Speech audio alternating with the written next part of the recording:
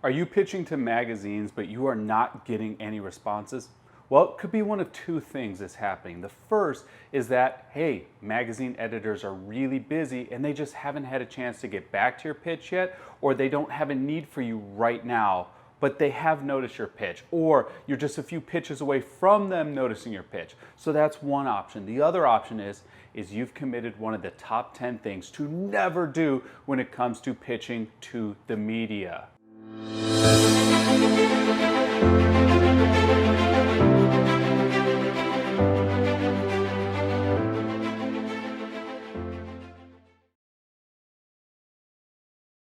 What's going on? My name is James Patrick. I'm an internationally published photographer with more than 500 magazine covers to my credit. I am the best-selling author of the book Fit Business Guide, the Workout Plan for Your Brand, and I'm the host of the entrepreneurial podcast Beyond the Image.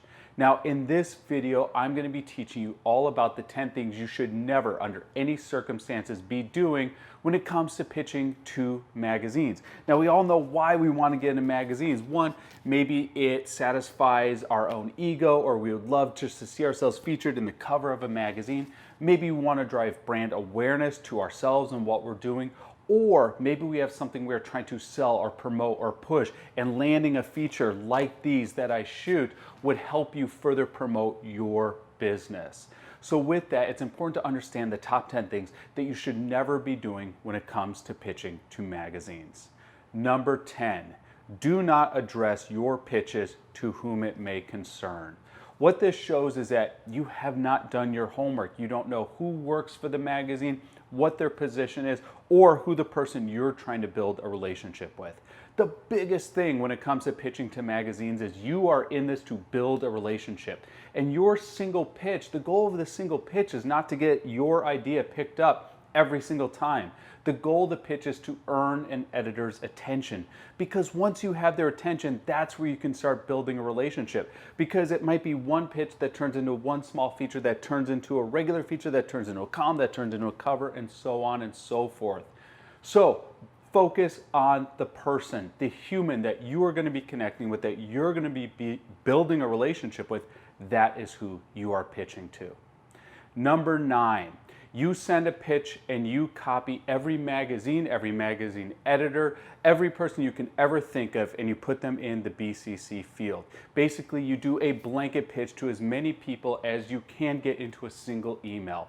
Do not do this. It, one, shows that you're not personalizing. It, two, shows that you're trying a shotgun approach. And if you do this, definitely do not be doing this and putting every editor in the to field or in the CC field. It's a great way to fill up a lot of people's inbox, and they might flag you as spam, or you just might get flagged as spam. You need to be writing separate pitches for separate editors for separate magazines. Does this take a little bit more time? Absolutely, but it shows that you're honoring the relationship. It shows that you're invested in building this relationship with the magazine, that you're in this for the long haul, that you're not just in it for a single feature, not just what they can do for you, you're in it to build the relationship for what you can do for them as well. Number 8, you fill your pitch up with a lot of technical jargon that they would never understand. This would be like if I myself as a photographer am pitching to a magazine that has nothing to do with photography, and I'm talking about film stock, or I'm talking about shutter speed, I'm talking about ISO rankings, I'm talking about aperture ratings. This is not going to mean much to anyone who's not within my industry. Well, if you're pitching something hyper-specific to a more general industry, they're not going to understand your technical lingo or jargon anyway. Speak to the reader, speak to the person, speak to the publication and their audience and what they need to know. It does not make you look more intelligent to use a lot of fancy jargon that other people who might not be in your niche industry would understand. Okay, number 7. You focus too much on yourself and what you want and not enough on what the magazine needs. This would be a really bad pitch. Dear editor, I would love to be featured in your magazine. Thank you. That would be a bad pitch. This is what you can do for me. You can feature me in your magazine. Well, if I'm an editor and I'm reading that, I'm just thinking, well, what do you do for us? Why does featuring you in our magazine actually help us? Instead of having your pitches be so me focused, have them be them focused. You want to focus on the magazine, what you can provide for them, how you can support them, how you can help them achieve their goals. Also, don't send a pitch out that says, let me know if you could ever use me. Do not give an editor or magazine journalist work to do by having to find you work. Tell them what you want. Tell them what you can do for them. So don't focus the pitch on yourself. Focus the pitches on them and what you can do for them. Number 6, your pitch has a lot of grammatical errors or just doesn't have a good sentence structure. Listen, first off, pitches should be very short and to the point and put in an inverted pyramid format where you put the most important information at the top and then you can filter it down in there. But an entire pitch is not that long. An entire pitch is, this is who I am, this is what I do, and this is why it matters to you and your readers. You should proofread this, however, to make sure that it's not filled with a bunch of misspellings or grammatical errors. You want this to be quick, to the point, and easy to read. And why do you want to avoid this? Because you're pitching to journalists, and journalists have a very keen eye for seeing grammatical errors or spelling errors. You want to look like you're showing up to do the job. So proofread your pitches before you send them. Number 5, you just didn't do your homework and you don't understand what the magazine needs. This would be like pitching one topic for a concept that the magazine would never feature. It would not make sense for me to pitch a topic about how to keep a clean office to a fitness magazine unless I'm putting a fitness spin on it. You have to tailor your pitches to what the publication would actually feature or what the publication would actually need. It shows that you paid attention. You would not pitch a hardcore CrossFit series to a running magazine unless you were to tailor why CrossFit applies to runners. And if you didn't make that connection, it's going to seem like you did not do your homework, like you did not do your research, like you don't understand what the publication would feature. The number of times that I've seen a publication that is designed specifically for women readers, and you'll get men pitching to be featured in the magazine because they might not understand that, because they simply didn't look. Do your homework, do the research.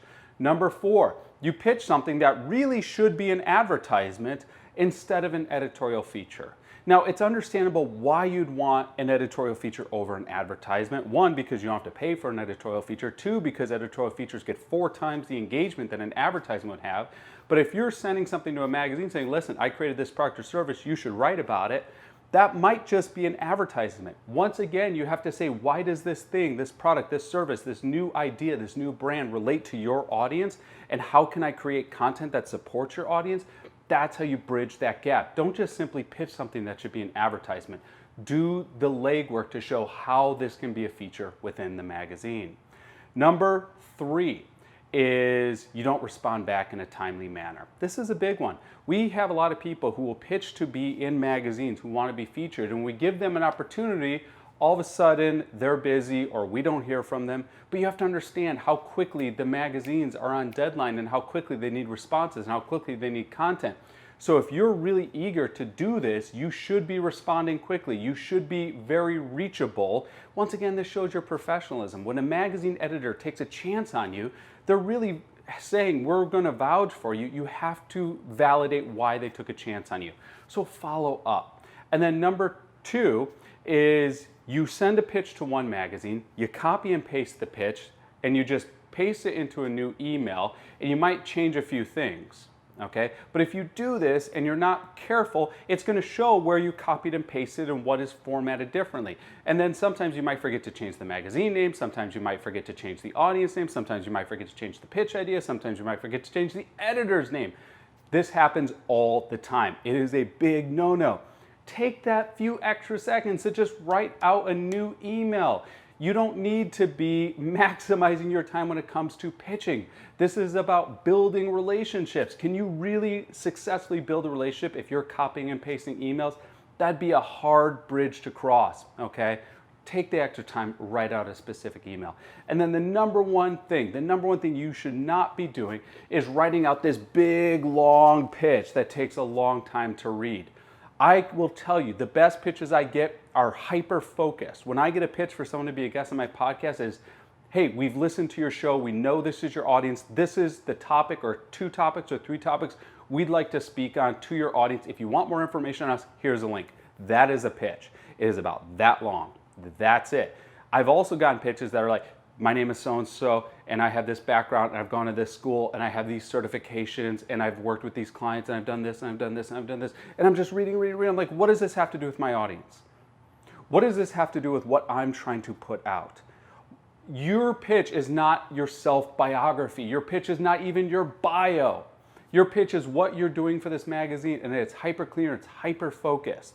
The pitches that are hyper focused are the pitches that get read. The pitches that are hyper focused are the pitches that stand out, and the pitches that are hyper focused are the pitches that have a better chance of landing features. Make your pitch hyper focused. This is who I am, this is what I do, this is what I want to do for you. And if you want more information, it's hyperlinked here. Here's my website, here's my social media, here's my media kit. It's all hyperlinked to make it very specific.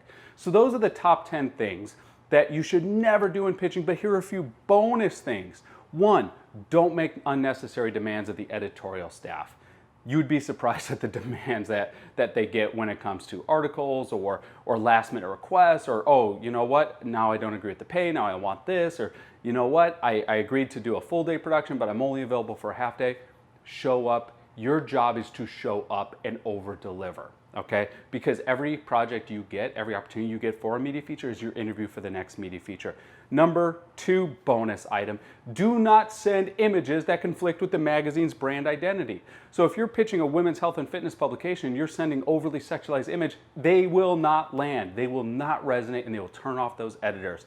Number 3 bonus things, do not assume that a single pitch is all you need. In fact, you might need 8 to 12 pitches before you get their attention. So one pitch, like I said at the top of this show, one pitch is not enough. Then do not over embellish yourself. Hey, don't lie. A Google search is simply going to reveal anything that you've ever said. All right. So those are a few key pointers on stuff to keep in mind. Now, if you were to take this list of the key pointers and the top 10 things to avoid, all you have to do is do the exact opposite. You have to do your research. You have to find a person. You have to build a relationship with that person. You have to show, here's what I want to do for you. You have to send short, hyper-focused pitches, and you have to do it consistently and persistently over time, and you will land features. Now, if this is resonating with you and you want to stand out and you want to build more relationships with more magazine editors and earn more media features like this, we have our FITposium 2020 conference happening October 1st through 3rd. And this year, it is all online. That means you have the opportunity to pitch to magazines, to pitch to podcasts, to pitch to producers, to pitch to journalists, and get you, your brand, your service, your product, your message picked up and landed into the media. This is something that's offered at FITposium that's not offered anywhere else. This is our 6th year doing FITposium, and for the first year ever, we're doing it all online, which means you can get all this done and you don't have to go to New York, you don't have to go to Canada, then to LA, then to South Africa, then to Australia, because that's where all of our media partners are. You can do it right from your home, you can curate your materials, and you will be seen by these editors. We have passes available right now, so now is your chance. Do not wait, because the longer you wait, the bigger the sea is going to get. The more competition you're going to be up against. This is your opportunity to stand out.